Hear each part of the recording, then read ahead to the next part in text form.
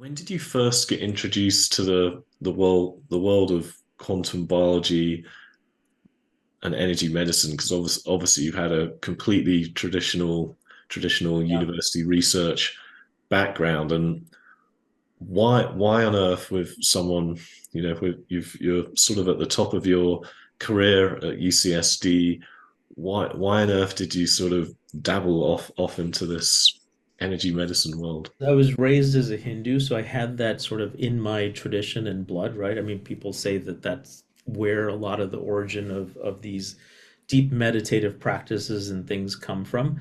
And I explored this in college. I was a philosophy of religion major as well as biology, and I had a guru and learned to meditate and breathe and do all kinds of amazing things. Life happens, you forget all that. Never really thought that it did anything biologically. It made my stress go away, but sort of fell away from that.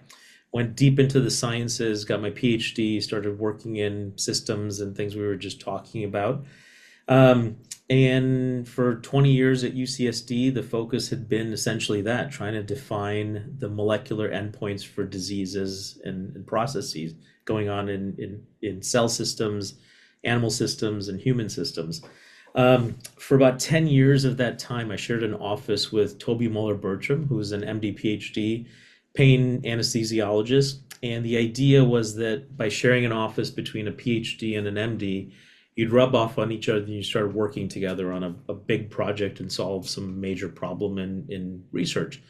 We became really good friends, but never really worked together on any problems. And so he left the university, started his own private clinic, and this was during the rise of the opioid epidemic. And so he had to come up with alternative ways to manage pain in his clinic. And so there was a Joe Dispenza practitioner in his clinic that started playing around with meditations, and they saw some really amazing benefits.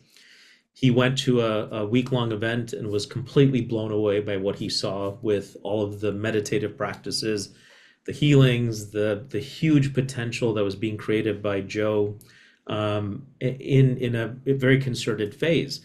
And then he started thinking about what that week long was, right? It's this perfect environment that Dr. Joe creates where you've got everyone captive for a week. They're eating similar foods, they're on the same kind of life cycle in terms of sleep wake kinds of things, and you're confined to a closed space. And so Toby thought this would be a perfect place to do research. And so he brought me sort of roaring back into this world. He remembered all the crazy biological molecular things that we do. And I think this was really the way to move that science to the next phase.